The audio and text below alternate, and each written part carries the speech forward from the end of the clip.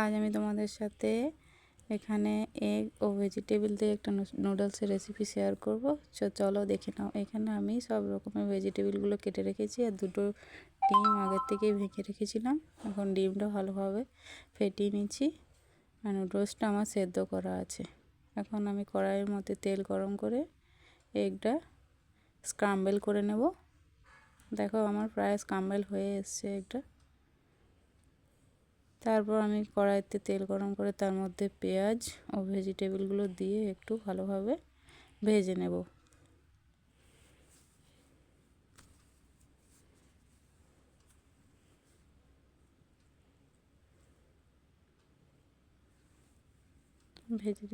ভেজিটেবলগুলো দিয়ে এখন একটু ভেজে নিচ্ছি। এখানে আমি অন্য কাজে ব্যস্ত ছিলাম, বর্মশাই একটু ভেজিটেবলটা ভেজে দিচ্ছে, আমাকে হেল্প করছে। দেখো ভেজিটেবলটা প্রায় ভাজা ভাজা হয়ে এসেছে।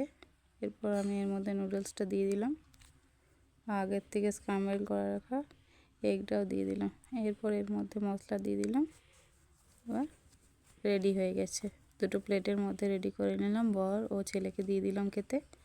এখন ওরা খেয়ে বলবে কেমন হয়েছে খেতে। তো ওদের তো খুবই ভালো লেগেছিল খেতে। তো চলো ভিডিওটি এই পর্যন্তই। Bye bye.